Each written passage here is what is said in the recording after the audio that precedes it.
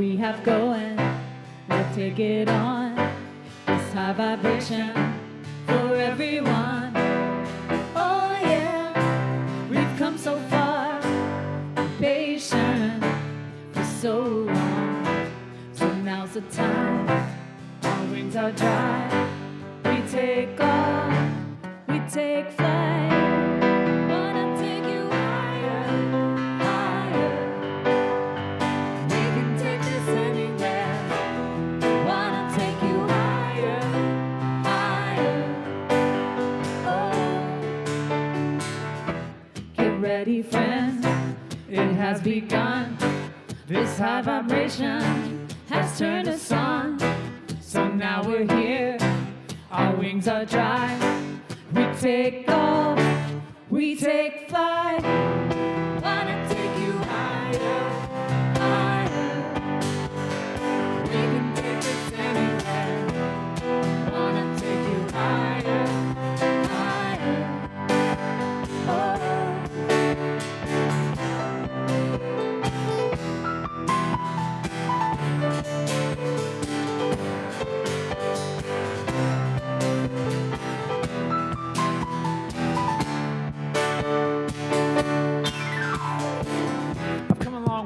Chilled out, laid back scene, the sand low, shook it down thing. Hiding from authority, biding my time, thinking something would be coming for me. But it wasn't until I took the time to see the truth of me that I started to feel more free. And now I know the world is shaped by me. On a natural high, I accept, release, fly. I've come a long way from oozing, squeezing dreams, moving from the old to the new scene, throwing out clothes they said fits me, never made me feel like me. I'm taking on a new theme, the true me, following all the things I like to do and be. Now I see my soul smiling at me, saying everything is perfect, just the way we planned it to be. Now I can see that every time I ever had a bad ride, hard night, tough fight, the lesson was exactly right. For my growth and my oath to myself, I just wanted to know the experience of living in the human form. A gift, a sacred ship. I can still take the ride, staying high with all the love and truth inside. But I forgot, thought I was what I was not. And remembering is the dream, is a new scene. I'm here to make a change and be the king of a new theme. Life is fun, and we are all walking into by a web of light. Lines running heart to heart, looking into your eyes. I see your spark, your light, light in mine, and I bow to you. And under your perfect path through life, no judgment, no fight, just awe and love and light. I wanna take you higher, higher. We can take this anywhere. Wanna take you higher, higher. I wanna take you higher, higher. We can take this anywhere. Wanna take you higher, higher.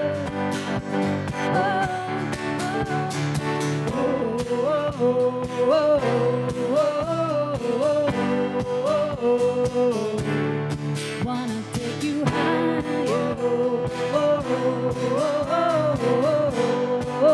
Sing with us, y'all. Sing with us. You ready?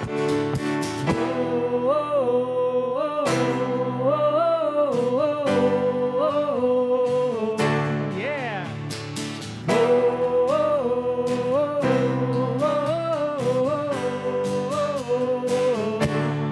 Wanna take you higher.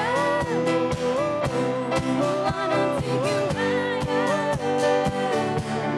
Wanna take you higher.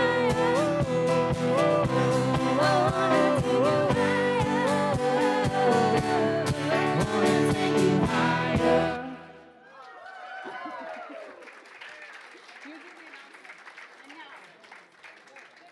And now, the moment we've all been waiting for, the one and only Dr. Reverend Ken Wilcox. All right. Thank you, Sam and Lucy. Good morning, everyone. Welcome to the Center for Spiritual Living. If you're here for the first time, know you're most welcome. We are an unusual spiritual community because we don't have dogma. We don't tell you what you have to believe. We encourage you to come up with a God of your understanding, one that you can use to empower your life for more love, joy, and health and prosperity.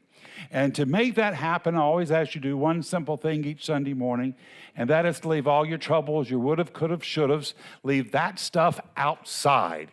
And for the next 45 minutes or so, open up an avenue of spirit possibilities in your life.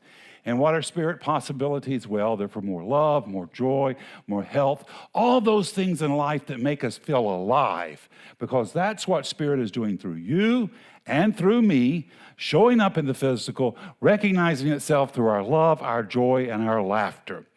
Well, I have a couple of announcements this morning because we have lots of great things going on here at the center. And the first one we have is from Brenda Census, is going to come up and tell us about how we're helping out Habitat for Humanity. So Brenda, if you'll come up.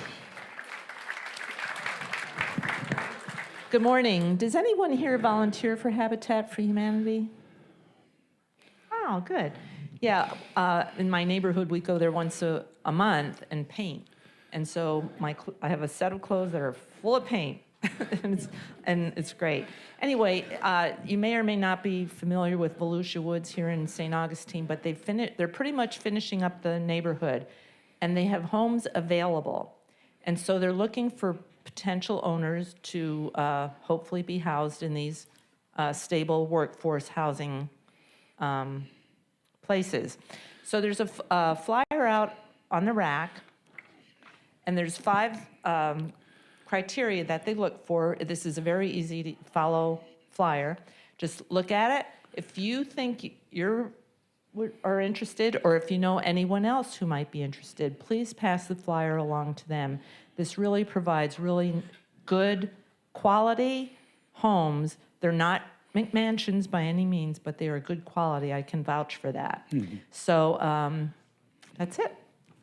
All right, thank you. Thank you, Brenda. So at Wednesday at 5 o'clock, we have a special workshop, 5 o'clock on Wednesday, Elaine Malloy, Celtic Wisdom and Meditation. So if that's something that interests you, that would be a great thing to do. On Tuesdays at 1 o'clock, I have my own class, A New Design for Living, that's based on Dr. Ernest Holmes. This will be our 3rd class, but you're certainly welcome to join in and learn and share your wisdom with us. Well, those are all our announcements. So Sam and Lucy, I know you're going to rock out.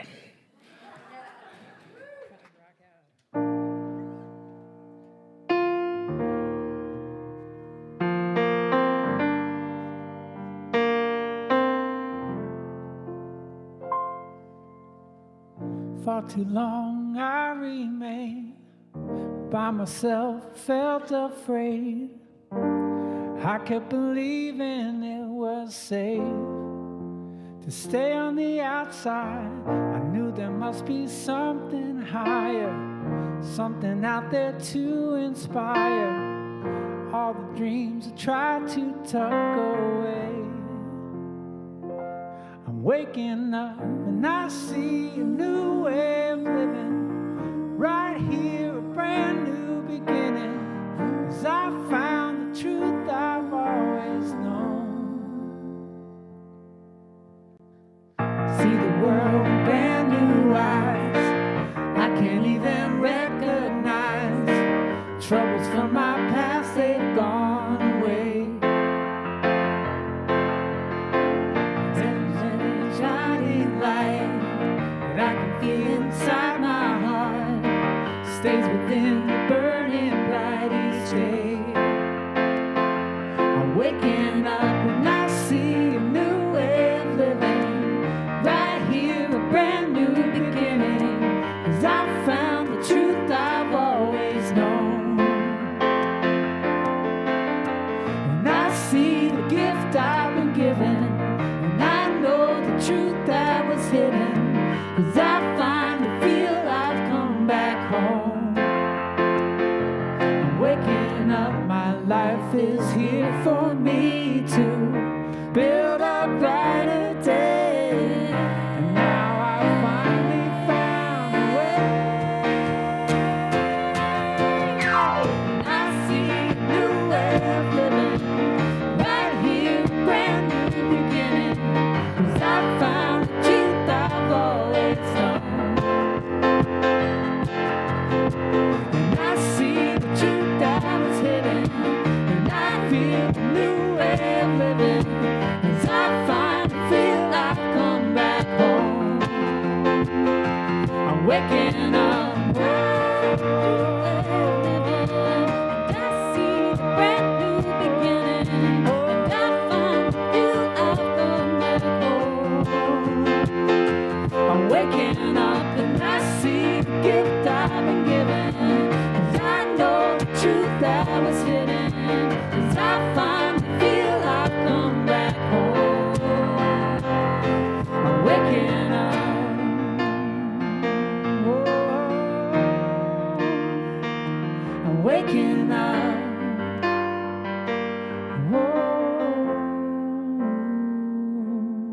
waking up.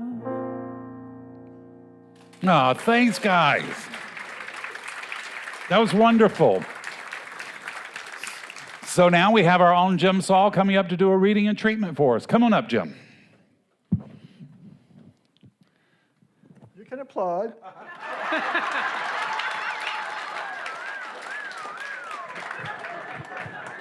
Sorry, I'm a ham. In case you haven't noticed, it's spring. You know, if you haven't noticed, you need to see a practitioner after service. Really. This is kind of a surprise this morning. I wasn't intending to do this, but so I had to grab something at the spur of the moment.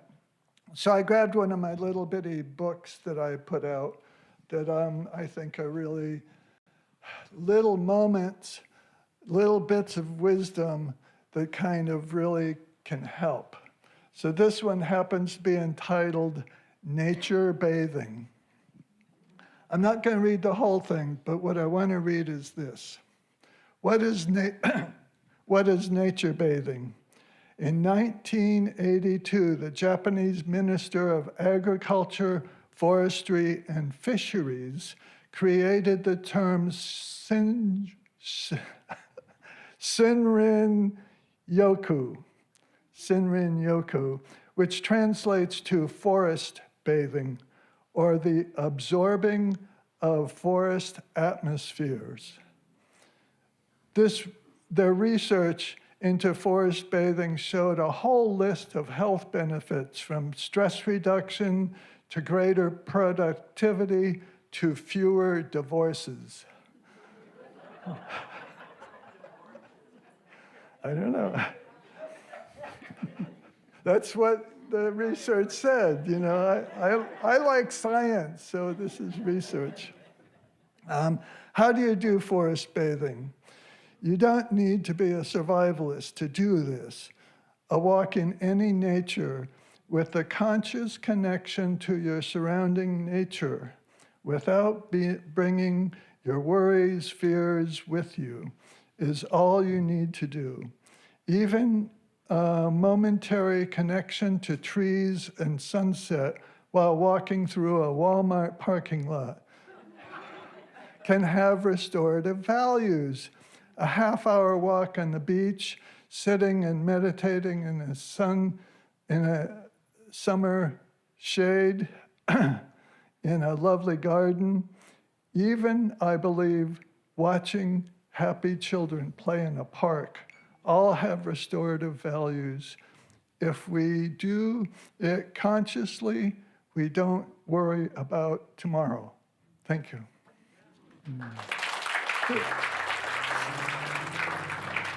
There's more in here, but that's all I'm going to read this morning. Let's go into our morning prayer.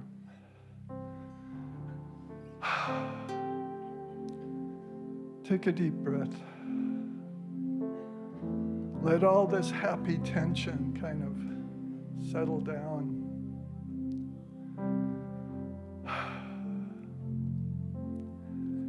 And know with me that there is one divine intelligence.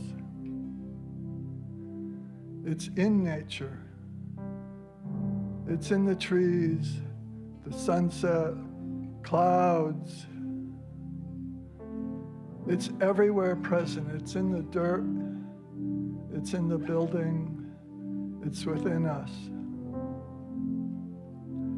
This one divine intelligence is truly intelligent, loving, and has the capability to create. So this week, what I want you to do is a little bit of homework. I want you to create a beautiful moment, hour, day, in which you recognize this divine intelligence within nature. I mean, it's spring. The azaleas are popping out. I'm almost embarrassed to stand near them because they're so beautiful.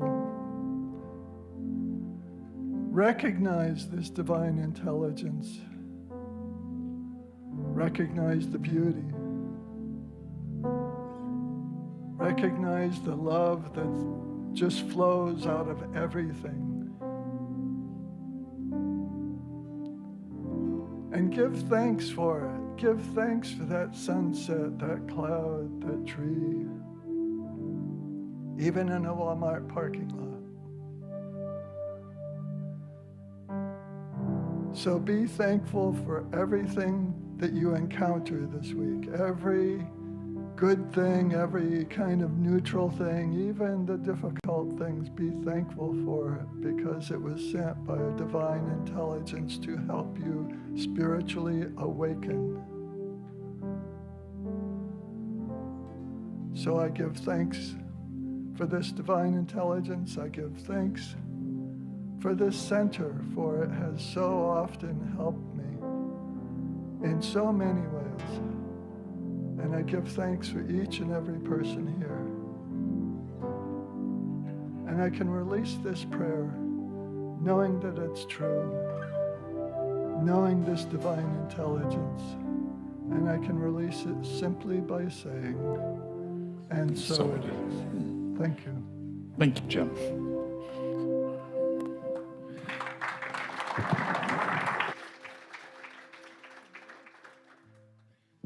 We're going to sing a song that you know, and the words might appear behind us. And they might not, but you know it. The fun of it is feel into the words, and after that beautiful meditation, thank you, Jim, let this energy be what guides your frequency, your vibration. Open my eyes so I can see more clearly. Open my heart so I can love more deeply.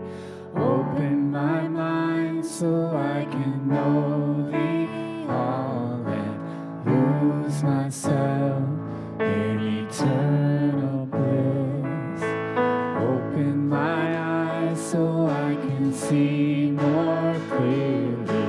Open my heart so I can love more deeply. Open my mind so I can know thee all and lose myself in eternal bliss.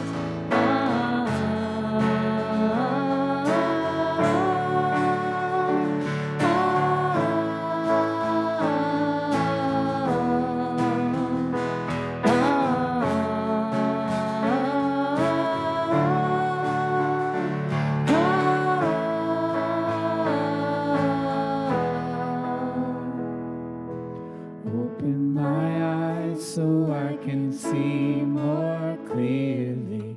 Open my heart so I can love more deeply. Open my mind so I can know thee all and lose myself in eternal bliss.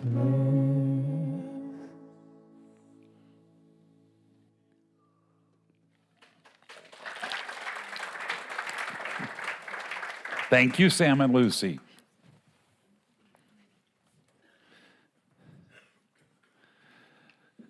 So my talk this morning is freedom. Freedom, the moment we choose again. In class last week, we were studying the Ernest Holmes, his chapter on freedom. And so I've been thinking about it all week. There's a story, I think, from mythology. I think it came from the Odyssey, or I might have made it up myself. But either way, it illustrates a good point. It's about a hero that wakes up and he's in a prison. And the doors are bolted, the windows have bars on them. And when he looks out, all he can see is endless water. It appears he's on a desert island.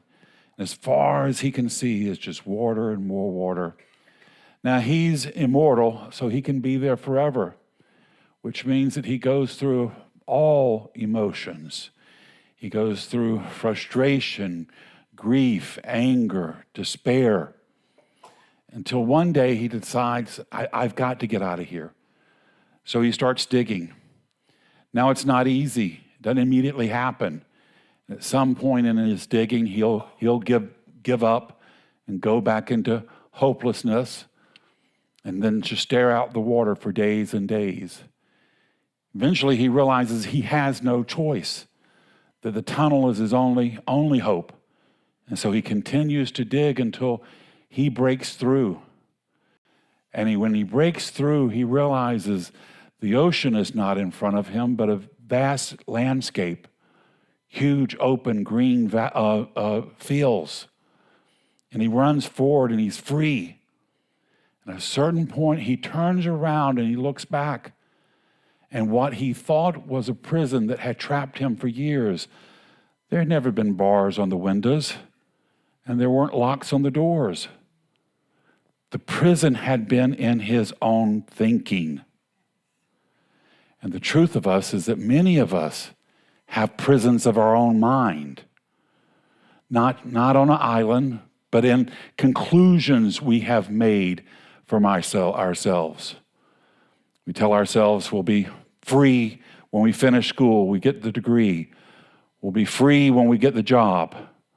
We'll be free when we get the relationship. We'll be free when we get out of the relationship.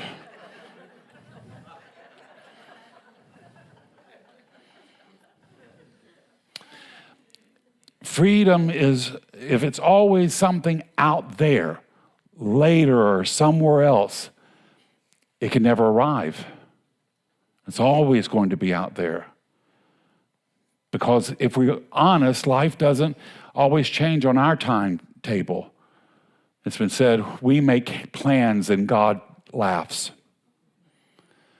But there is that within us that wants to be free. And the amazing thing about mythology is that it gives us truths we see in our own lives. I lived that story of a person trapped in a prison of their own making. For 20 years, I was in a job that was life-draining, soul-depleting. I made lots of money, and so I stayed with it, but it was miserable.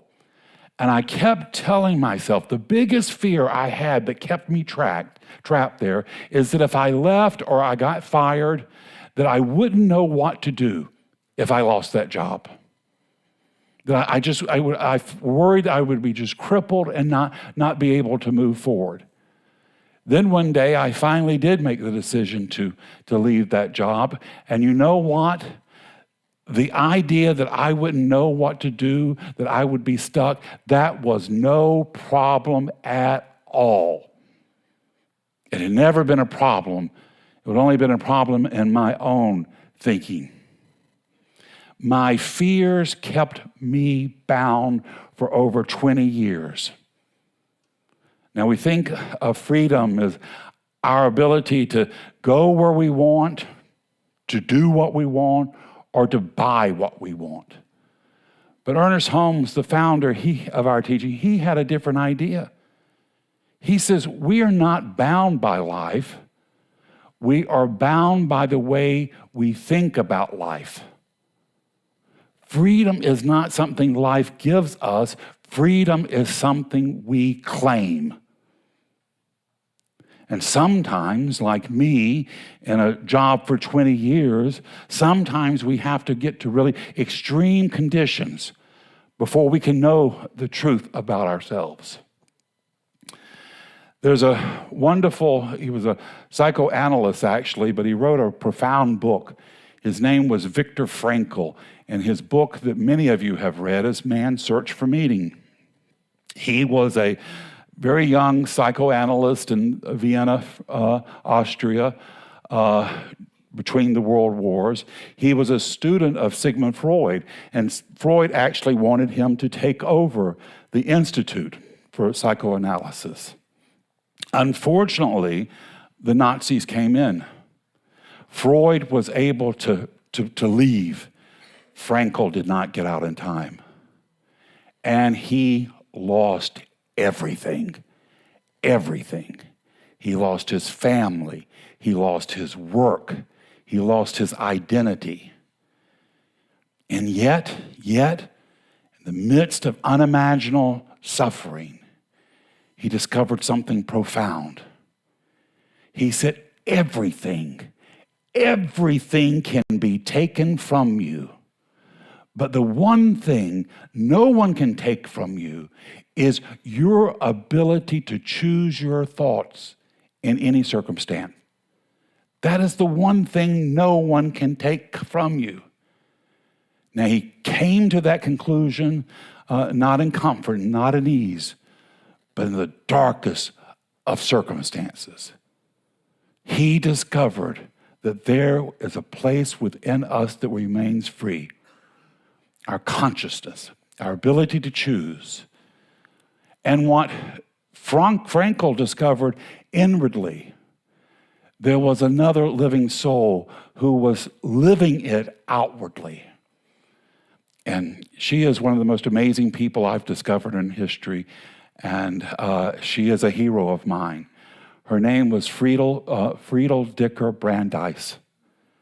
She was an artist. She was a teacher. She was living in Prague, Czechoslovakia at the same time. And when the Nazis came into Prague, they rounded her up and sent her to a concentration camp. But while she was there, she did something extraordinary. She had been an art teacher to children, and she saw that there were children in that camp. And she decided she would continue teaching art lessons to them. With nothing but scraps of paper and charcoal, she taught art. They had barbed wire. They had vicious dogs. They had machine guns and enough hate in their souls to bring hell to earth. And all she had was charcoal and paper. But just with those two things, she broke through every bit of hell they could bring forward. And she created a space for those children where they could be children, where they could express and remember what it was to be alive. And here, I think, is the most important part of her story.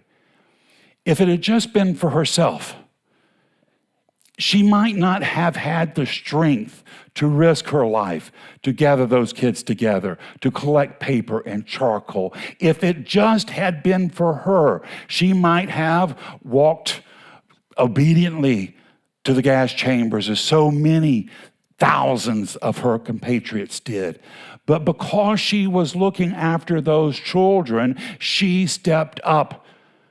She looked at that darkness in the face and said, "You're not going to get these babies. Not today. Not on my watch. It's not happening." And I think there's a lesson in that for all of us. Sometimes it can be a struggle to stand up for ourselves. We hesitate. We doubt. We shrink back. But give us something larger than ourselves to participate in, a purpose, a calling, a mission, something to stand for. And suddenly we can have a strength we never knew within us to rise up. And it really is an example of us recognizing the oneness in our hearts and souls, the oneness of spirit. There was an amazing story I heard one time, and it was about a fireman. He was in New York City, been called to the Brooklyn Bridge, let's say. And there was a guy there, and the guy was threatening to jump off the bridge. And so the fireman was there standing next to him, trying to talk him off the bridge. And so they had the fireman almost hooked up into a harness so they could protect him. But at a point, the guy just leaped into the air And this fireman, with only one hand on the bridge, he leaped out and grabbed him and pulled him back. The reporters, they got to him. They said, "Why did you do this? Why did you risk your life for somebody you didn't know?" And he said, in that moment, he said, I thought if I didn't save him, I wouldn't save myself. We're larger. We're larger than just ourselves. When we rise to our strength, we will find we have more strength and more courage than we ever realized that. So after the war, something else amazing happened. Friedel and all her children died in the concentration camp. But after the war, in a lonely railroad station, somebody noticed an abandoned suitcase. And they opened the suitcase up. And in the suitcase, they found all this children's art. They recognized there was something important about it. And as they began to look through the art, they realized the art was really that had been drawn in the concentration camp, and that this was very important. So they began to ask, how did this come about? And suddenly her story came out. Her story of how she had helped these children, it came out into the world. Now, this collection of artwork, you can see it at the Jewish Museum in Prague. Even today, it's on permanent collection. Many years ago, when I was touring Prague with my niece and sister, we were going through that museum, and we just happened to stumble into this room that was full of this artwork, and we began to read her story. And I remember how it just stopped me in my tracks. Because when you're looking at that art, you're not looking just at children's art. You're looking at courage. You're looking at resilience. You're looking at the human spirit that is not going to be held back. And that story stayed with me. And I remember thinking that day when I was looking at that art, I thought to myself, I'm going to do what I can to get this message out. Now, I've used this story many times. If you've been here for 15 years, you've probably heard me tell this story several times. And so this time, as I was working the story into my talk, I realized that there was something more that I had to do, that I can't just leave it at me sharing this story again. So I reached out to the Jewish Museum in Prague. And I shared with them how much this story meant to me, how much this art meant to me, and how that I would really love to get it out to a further audience, that people need to know about this one woman. And so I told them about St. Augustine, how we're the first city in the nation, and we're full of artists, and maybe they want to bring the exhibit here. I haven't heard back from them.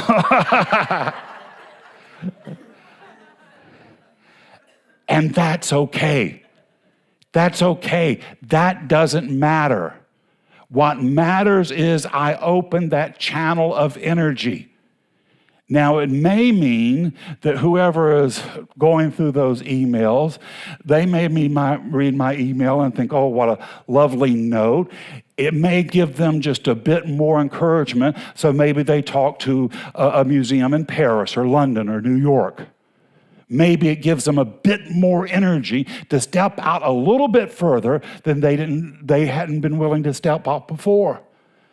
And who knows, by opening that channel of energy for myself, who knows what it can bring in for me? Who knows what opportunities it can bring in, not just for me, our community, for St. Augustine. See, we put it out there. Spirit doesn't ask us to guarantee the result, the outcome. It just simply asks us to take the step. And at the very least, when we take the step, they say, you take one step towards Spirit, Spirit will take 10 steps towards you. And who knows what greater can come from just one effort. Friedel, all she had was charcoal and paper. And yet people are still talking about her. And this is how Spirit works in our lives. We're not here to control the outcome. We are here to play our part, to listen, to respond, to act. Because something within us bubbles up and says, this matters, this is important, you're needed, you're necessary. You're just not an accident of evolution. You're powerful beyond your belief. And you can choose to bring in more love, more joy, more of the Christ consciousness. Because life doesn't always unfold the way we plan. We don't always have control of what happens, but we're not powerless. Because within our thinking, we can choose. We can choose love in the presence of hate. We can choose calm in the midst of chaos. We can choose courage when everyone else wants us to retreat. Dr. Holmes, he says, we are centers of consciousness. And when we become aware of who we are and whose we are, when we choose to focus on that which is loving and beautiful and delightful, we will bring those thoughts into form. Now, if we choose to live unconsciously, most of us do. Most of us go through life unconscious. Dr. Holmes called that race consciousness. You're just going to produce what the race is producing. You want to know what the race is producing? Turn on the news. That's what the race is producing. You want more of that in your life? Listen to it. You'll bring more of it. Or you can choose to be different. You can choose to say, I've had enough of that nonsense. I'm choosing to have love in my life. I'm choosing to have compassion into my life. When we live consciously, when we choose, we can be channels of Spirit's compassion and presence. And we will experience a new kind of freedom, not a freedom from life, but a freedom within life. So the question this morning is not, are we free? The question is, where in our lives do we need to choose again? Where have we been reacting instead of responding? And wanting instead of stepping out? Choosing fear instead of courage? Because there comes a moment when life invites us to step forward, to be the person God knows you to be, the person that called you by name from stardust, so you can walk the soil of St. Augustine. And it may not be dramatic. It can be just as simple as a new thought, a new perspective, an inner decision. Frankl found that in a mud puddle in a concentration camp. He was being forced out on a march one morning, and he looked down as they were marching through a puddle, and he saw in the puddle there was a skim of diesel, and it reflected back a rainbow. And he thought to himself, in this place of hell, there still can be beauty. Friedel, she found it in charcoal and paper. Holmes says it's already within us, within our hearts and soul. So today we have to decide, is freedom, it's not something somebody gives you, it's what we proclaim, not tomorrow, but here, now, in this moment, in our consciousness, at this time. Freedom begins when we choose to be free. And when we do, we're going to look back on the prisons that have held us for too long, and we'll realize there were no bars on the doors, no bars on the windows, and no chains about our feet. We are here to live in the glory of God made manifest, and we will not be complete until we have burst through every bit of limitation and hate and anger, and we see the world anew. The glory of God made manifest, and a new heaven and a new earth. It's what we're bringing about. It's the truth in your life this morning. It's the truth in mine, and so it is. Thank you.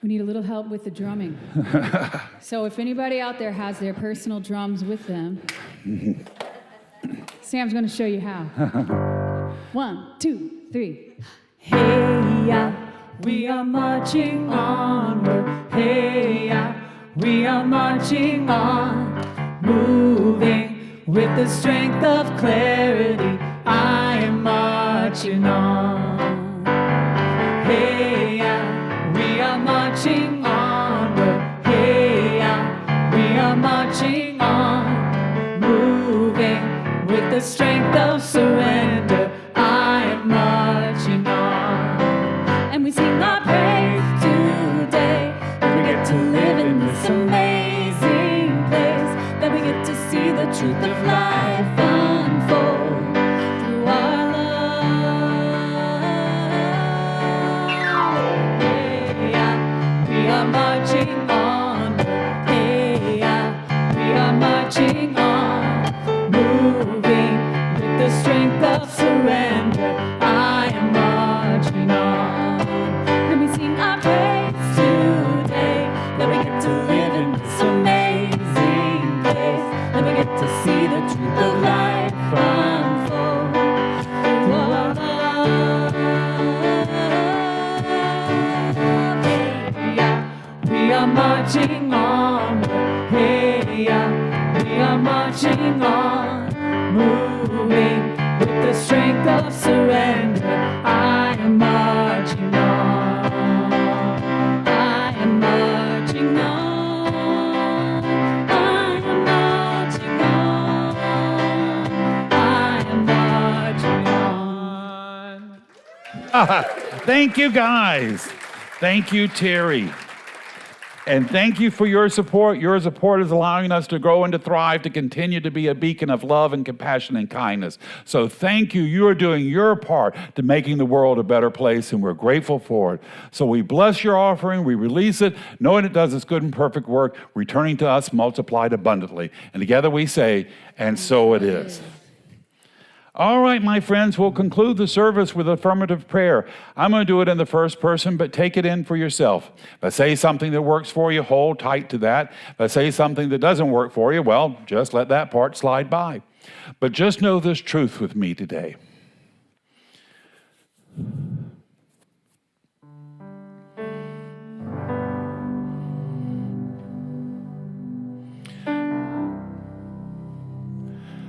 There is but one God and one mind and one power. That power created me from itself plus nothing else. So I could walk the soil of St. Augustine and do my part to reveal the goodness and glory of God made manifest through my channel of love. So here today, surrounded by all these wonderful, loving souls, I now choose to know something better for myself. That I'm not weak or wounded, I'm not a victim. I am here to reveal the glory of God made manifest through me, with me, and for me.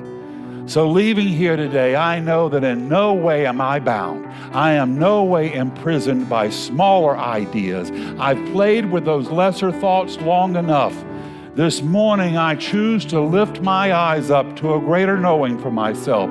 I choose to see myself as God sees me, not as weak and wounded, but glorious, dynamic, out in the world and making a difference, bringing the light of Spirit's compassion to all those around me. So yes, the storm may be blowing hard, the turmoil of the world may be in confusion, but I know the truth. I know who I am and whose I am. I'm a child of the Most High, and I have been gifted, I have been guaranteed the goodness and glory of God to know myself, to be out in the world making a difference, and to realize how much I am loved, how much I am supported, how much God is grateful for my courage and conviction.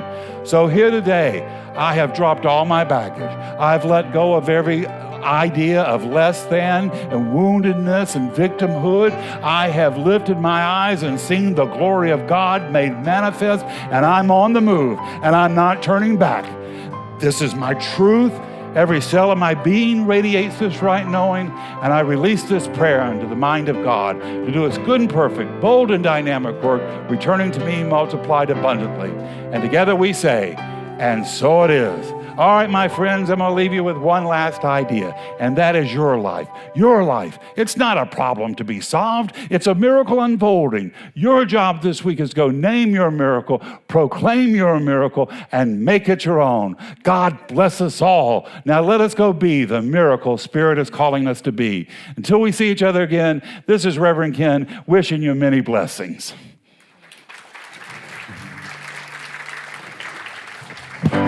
Let your heart be light. Let your heart be light. Let love guide you home. That's it, y'all. You know, let your heart be light.